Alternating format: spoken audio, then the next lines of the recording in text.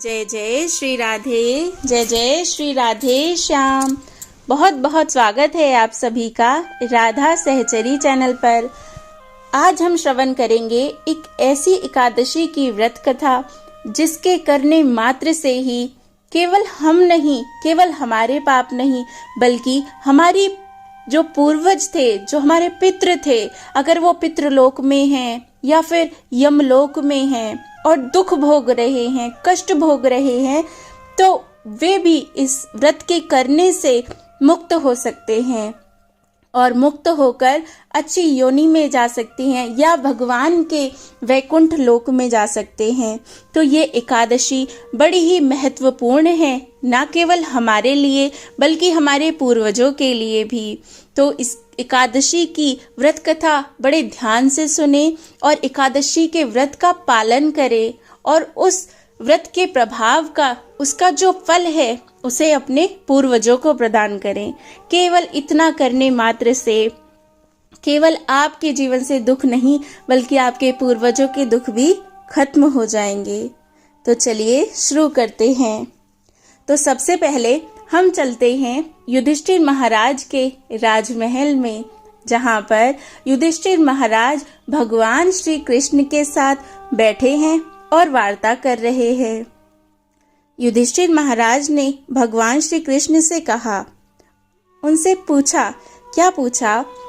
युधिष्ठिर महाराज कहने लगे कि हे भगवान, अश्विनी कृष्ण पक्ष की एकादशी का क्या नाम है? इसकी विधि तथा फल क्या है? सो कृपा करके आप मुझसे कहिए। उनकी बात सुनकर भगवान श्री कृष्ण कहने लगे कि इस एकादशी का नाम इंदिरा एकादशी है। यह एकादशी पापों को नष्ट करने वाली तथा पितरों को अधोगति से मुक्ति देने वाली है। हे राजन, ध्यान पूर्वक इसकी कथा सुनो। इसके सुनने मात्र से ही वाजपेय यज्ञ का फल मिलता है। जय जय श्री राधे। भगवान के वचन कभी असत्य नहीं होते। प्राचीन काल में सतयुग के समय में महिष्मती नाम की एक नगरी में इंद्रसेन नाम का एक प्रतापी राजा धर्म पूर्वक अपनी प्रजा का पालन करते हुए शासन कर रहा था। वह राजा पुत्र पौत्र धन धान्य से संपन्न और साथ ही भगवान विष्णु का परम भक्त था। एक दिन जब राजा सुखपूर्वक अपनी सभा में बैठा हुआ था, तो आकाश मार्ग से महर्षि नारद उतरकर उसकी सभा में आए। जय हो। राजा उन्हें देखते ही हाथ जोड़कर खड़ा हो गया, उनके चरणों में दंडवत प्रणाम किया और विधि पूर्वक उन्हें आसन व अर्घ दिया। उन्हें सुखपूर्वक बैठाकर राजा उनके चरणों में प्रार्थना करने लगा कि हे प्रभु, अपने आगमन का कारण कहिए। सुख से बैठकर महर्षि नारद ने राजा से पूछा कि हे राजन, आपके सातों अंग कुशल पूर्वक तो हैं? तुम्हारी बुद्धि धर्म में और तुम्हारा मन विष्णु भक्ति में तो रहता है ना? देवर्षि नारद की ऐसी बातें सुनकर राजा ने कहा, हे महर्षि, आपकी कृपा से मेरे राज्य में सब कुशल है तथा मेरे यहाँ यज्ञ कर्मादि सुकृत हो रहे हैं। आप कृपा करके अपने आगमन का कारण कहिए। तब ऋषि कहने लगे कि हे राजन, आप आश्चर्य देने वाले मेरे वचनों को ध्यान पूर्वक सुनो। मैं एक समय ब्रह्मलोक से यमलोक को गया। वहाँ श्रद्धा पूर्वक यमराज से पूजित होकर मैंने धर्मशील और सत्य भगवान धर्मराज की प्रशंसा की। उसी यमराज की सभा में महान ज्ञानी और धर्मात्मा तुम्हारे पिता को एकादशी का व्रत भंग होने के कारण देखा। उन्होंने संदेशा दिया, सो मैं तुम्हें कहता हूँ। उन्होंने कहा कि पूर्व जन्म में कोई विघ्न हो जाने के कारण मैं यमराज के निकट रह रहा हूँ। सो हे पुत्र, यदि तुम अश्विनी कृष्णा इंदिरा एकादशी का व्रत मेरे निमित्त करो तो मुझे स्वर्ग की प्राप्ति हो सकती है, मैं वैकुंठ को जा सकता हूँ। इतना सुनकर राजा कहने लगा कि हे महर्षि, आपके चरणों में मेरा बारंबार प्रणाम है। आप इस व्रत की विधि मुझसे कहिए। अब ये बहुत सुंदर जो पद्धति है, जो विधि है, वो नारद जी स्वयं बता रहे हैं, तो आप भी ध्यानपूर्वक सुनिए। अश्विनी माह की कृष्ण पक्ष की दशमी के दिन प्रातः काल श्रद्धा पूर्वक स्नान आदि से निवृत्त होकर अतः पुनः दोपहर को नदी आदि में जाकर स्नान करें।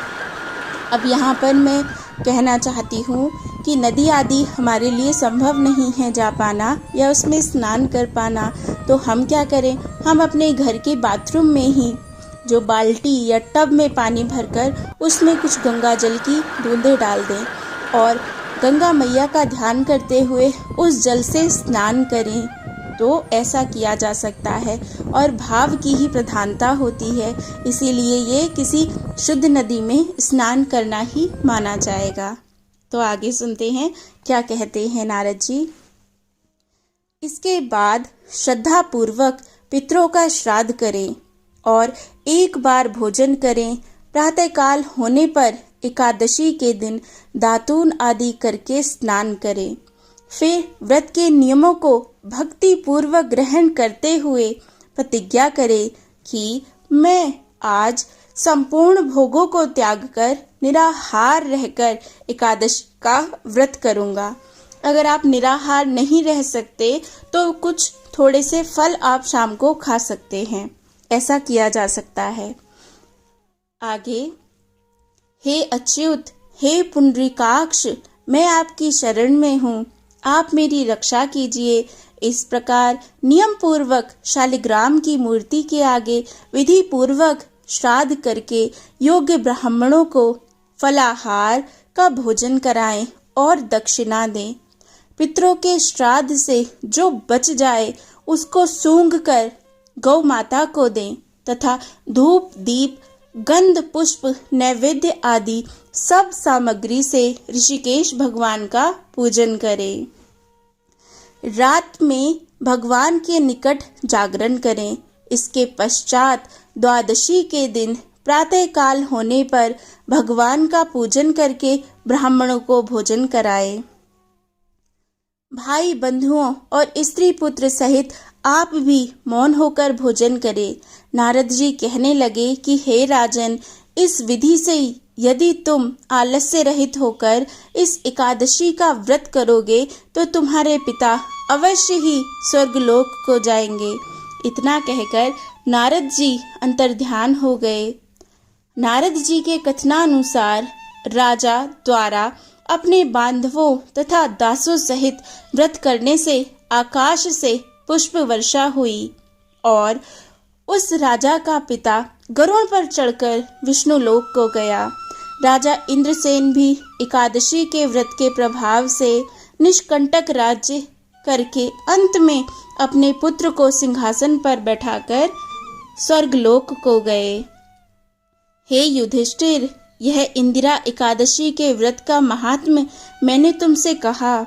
इसके पढ़ने और सुनने से मनुष्य सब पापों से छूट जाता है और सब प्रकार के भोगों को भोग कर वैकुंठ को प्राप्त करता है। जय जय श्री राधे। तो ये थी इंदिरा एकादशी की कथा। स्वयं भगवान ने यह कथा कही है। आशा है आपको बहुत आनंद आया होगा। एकादशी की अनंत शुभकामनाएं। जय जय श्री राधे, जय जय श्री राधे श्याम।